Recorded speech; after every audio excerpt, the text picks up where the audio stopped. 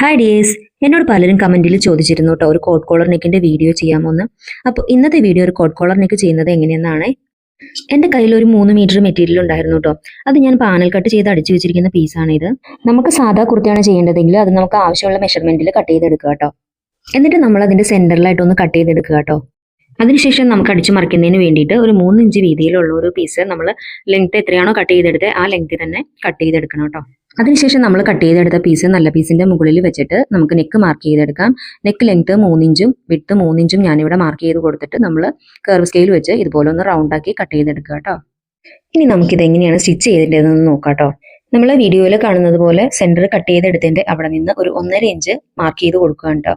എന്നിട്ട് അവിടെ ഇതുപോലെ ഒരു കട്ടിങ് കൊടുക്കുകയാണ് ചെയ്യുന്നത്. അപ്പോൾ 2 പീസും കൂടെ നമ്മൾ ഒരുമിച്ച് വെച്ചതിന് ശേഷം കേട്ടോ ഞാനിവിടെ ഒരു കട്ടിങ് കൊടുത്തത്. ഇനി നമുക്ക് 3 ഇഞ്ച് വീതിയിൽ നമ്മൾ അടിച്ചു മറിക്കുന്നതിന് വേണ്ടിയിട്ട് കട്ട് ചെയ്തെടുത്ത പീസ് ഇതുപോലെ അതിന്റെ മുകളിൽ വെച്ച് കൊടുക്കുകയാണ് ചെയ്യുന്നത്. ഇങ്ങനെ പീസ് ചേർത്ത് വെച്ചതിന് ശേഷം നമ്മൾ ആ ഒരു പീസിലും ആ സെയിം കട്ടിങ് തന്നെ കൊടുക്കണം, 1.5 ഇഞ്ച് വീതിയിൽ വീഡിയോയിൽ കാണുന്നത് പോലെ. അതിനുശേഷം ഇനി നമുക്ക് അവിടെ നിന്നാണ് കേട്ടോ സ്റ്റിച്ച് ചെയ്ത് കൊടുക്കേണ്ടത്. 1.5 ഇഞ്ച് മാർക്ക് ചെയ്ത അവിടെ നിന്ന് കോർണർ വരെ നമുക്കൊന്ന് സ്റ്റിച്ച് ചെയ്തെടുക്കണം. അപ്പോൾ കോർണറിന് ഒരു 1/4 ഇഞ്ച് അകത്തോട്ടാക്കി സൂചി ഒന്ന് കുത്തി നിർത്തണം. ഇതുപോലെ അടിച്ചു കൊണ്ടുവന്ന് നമ്മൾ കോർണറിന്റെ അവിടെ സൂചി കുത്തി നിർത്തിയതിന് ശേഷം ഒരു 1/4 ഇഞ്ച് അകത്തോട്ടാക്കി നേരെ താഴേക്ക് അടിച്ചു കൊടുക്കണേ. അപ്പൊ നമ്മൾ ഫുള്ള് താഴേക്ക് അടിച്ചതിന് ശേഷം നമുക്ക് ഇനി ആ പീസ് മറിച്ചെടുക്കുകയാണ് കേട്ടോ ചെയ്യേണ്ടത്. ഇപ്പൊ വീഡിയോയിൽ കാണുന്നത് പോലെ നമ്മൾ മറിച്ചെടുക്കണം. നിങ്ങൾ ഫസ്റ്റ് ടൈം ചെയ്യണവരാണെങ്കിൽ നമ്മൾ അടിച്ച് മറിച്ചിട്ട് ഇതുപോലെ പോയിന്റ് ആക്കുന്നതിന് ഈ സിസറൊക്കെ യൂസ് ചെയ്യുമ്പോൾ ഒന്ന് ശ്രദ്ധിക്കണം കേട്ടോ. സിസറിന്റെ തുമ്പൊക്കെ കൊണ്ടിട്ട് തുണി കീറാനുള്ള ചാൻസ് ഉണ്ട്. ഇങ്ങനെ നമ്മൾ അടിച്ച് മറിച്ചെടുത്തതിന് ശേഷം നമുക്ക് ഈ ബാക്കിയുള്ള നെക്കിന്റെ പോർഷൻ ഇതുപോലെ ഒന്ന് അടിച്ചു കൊടുക്കുകയാണ് ചെയ്യുന്നത്. അതിനുശേഷം അതുപോലെ തന്നെ നമുക്ക് മറ്റേ സൈഡ് കൂടെ ഇതുപോലെ തന്നെ അടിച്ചെടുക്കാനുണ്ട്. എനിക്കിവിടെ മെറ്റീരിയൽ കുറവായതുകൊണ്ട് തന്നെ ഞാൻ അടിച്ചു മറിക്കാനുള്ളത് ലെങ്ത് കുറച്ചാണ് എടുത്തിരിക്കുന്നത്. നമ്മൾ സെയിം ആദ്യത്തെ പീസിൽ ചെയ്തതുപോലെ തന്നെ ഈ ഒരു പീസിലും അടിച്ചു കൊടുക്കണം. ആദ്യം ചെയ്തതുപോലെ തന്നെ 1/4 ഇഞ്ച് വീതി വിട്ടിട്ട് അടിച്ചെടുക്കുക, കോർണർ എത്തുമ്പോൾ കുത്തി നിർത്തുക. അതിനുശേഷം നെക്കിലേക്ക് 1.5 ഇഞ്ച് നമ്മൾ മാർക്ക് ചെയ്ത് അവിടം വരെ കൊണ്ടുവന്ന് എത്തിക്കുക. അതിനുശേഷം വീണ്ടും അതുപോലെ തന്നെ മറിച്ചെടുക്കുക. അതിനുശേഷം നെക്കിലോട്ടുള്ള പീസ് ഇതുപോലെ അടിച്ചു കൊടുക്കുക. അതിനുശേഷം നമുക്കത് ഇതുപോലെ പീസ് മറിച്ചെടുത്തതിന് ശേഷം ഇനി സെന്റർ ജോയിന്റ് ചെയ്ത് കൊടുക്കുകയാണ് ചെയ്യുന്നത്. അപ്പൊ അതിന് വേണ്ടിയിട്ട് ഞാൻ ഷോൾഡറിന്റെ അവിടെ നിന്ന് നെക്കിന്റെ ഒരു ലെങ്ത് ഒരു 7.5 ഇഞ്ചാണ് കേട്ടോ ഇവിടെ മാർക്ക് ചെയ്യുന്നത്. ആ 7.5 ഇഞ്ച് മുതൽ നമുക്ക് താഴേക്ക് ജോയിന്റ് ചെയ്ത് കൊടുക്കണം. ഷോൾഡറിന്റെ അവിടെ നിന്ന് ഞാൻ ഇവിടെ ഇറക്കം 7.5 ഇഞ്ച് അടയാളപ്പെടുത്തി. അതിനുശേഷം അവിടെ നിന്ന് നമുക്ക് സ്റ്റിച്ച് ചെയ്ത് കൊടുക്കുകയാണ് ചെയ്യേണ്ടത്.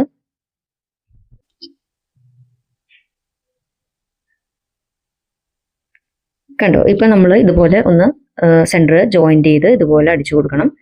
അപ്പൊ നമ്മൾ താഴെ ഫുള്ള് ലെങ്ത്തിൽ ഇത് അടിച്ചു കൊടുക്കണേ. ഇനി ഇതിലോട്ട് ബാക്ക് പീസ് ജോയിന്റ് ചെയ്ത് കൊടുക്കുകയാണ് ചെയ്യേണ്ടത്. ബാക്ക് നെക്ക് ഞാൻ 1 ഇഞ്ച് ലെങ്ത്തും 3 ഇഞ്ച് വിഡ്ത്തുമാണ് ഇവിടെ എടുത്തിരിക്കുന്നത്.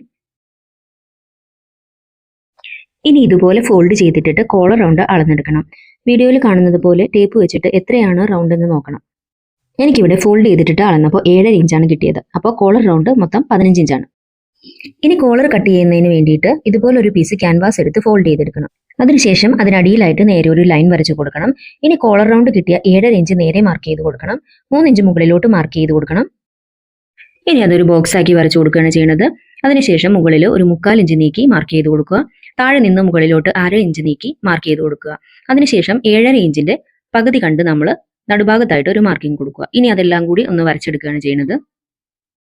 താഴ്ഭാഗത്തായിട്ട് നമ്മൾ വരച്ചു കൊടുക്കുമ്പോൾ ചെറിയൊരു ഷേപ്പ് കൊടുത്ത് വരച്ചെടുക്കുമായിരിക്കും കുറച്ചുകൂടെ ഭംഗിയിട്ട്. കണ്ടോ, വീഡിയോയിൽ കാണുന്നത് പോലെ ചെറിയൊരു ഷേപ്പ് കൊടുത്ത് മാർക്ക് ചെയ്തെടുക്കുകയാണ് ചെയ്യുന്നത്. ഇനി നമുക്കിത് കട്ട് ചെയ്തെടുക്കാം. കട്ട് ചെയ്തെടുത്തതിന് ശേഷം നമുക്ക് ഇതൊരു പീസിലേക്ക് അയൺ ചെയ്ത് കൊടുക്കുകയാണ്. ഇതുപോലെ നമ്മളൊരു പീസ് എടുത്ത് അതിലേക്ക് അയൺ ചെയ്ത് കൊടുക്കണം. നമ്മൾക്ക് കോളർ അടിച്ച് മറിക്കുന്നതിന് വേണ്ടിയിട്ട് ക്യാൻവാസ് അയൺ ചെയ്തെടുത്ത പീസിന്റെ അതേ അളവിൽ തന്നെ ഒരു പീസോടെ കട്ട് ചെയ്തെടുക്കണം. എന്നിട്ട് അതിന്റെ അടിഭാഗത്തായിട്ട് ഇതുപോലെ ഒന്ന് അടിച്ചു കൊടുക്കണം.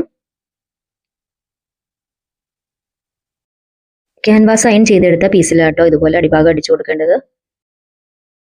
ഇനി നമുക്ക് കോളറിന്റെ റൗണ്ട് അളന്നെടുത്തത് ഒന്നുകൂടെ ഒന്ന് അളന്നെടുക്കുകയാണ്. അതിനുശേഷം കോളർ ഫുള്ളായിട്ടൊന്ന് അടിച്ചു കൊടുക്കണം.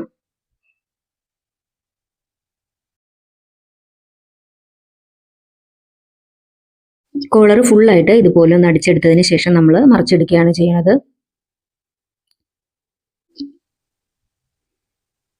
ഫുള്ളായിട്ട് അടിച്ചെടുത്തു. ഇനി നമുക്കിതൊന്ന് മറിച്ചെടുക്കണം. നമ്മൾ ഇത് അടിച്ചെടുത്ത് മറിച്ചെടുത്തതിന് ശേഷം നമ്മൾ ഒന്ന് അയൺ ചെയ്ത് കൊടുക്കുകയാണെങ്കിൽ നല്ലൊരു ഫിനിഷിങ് കിട്ടും കേട്ടോ കോളറിന്.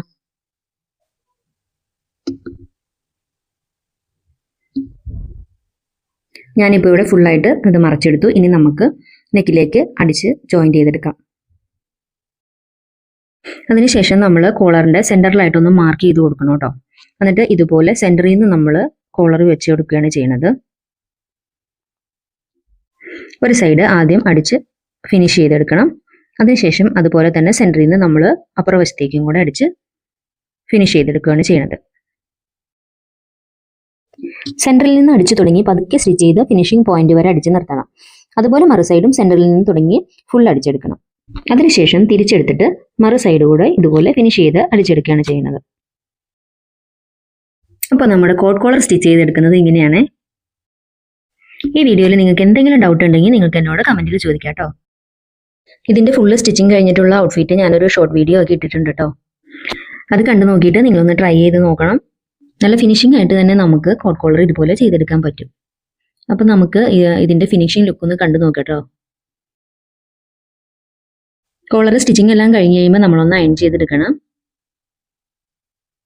അപ്പോൾ ഇതാട്ടോ ഇതിൻ്റെ ഫൈനൽ ലുക്ക്.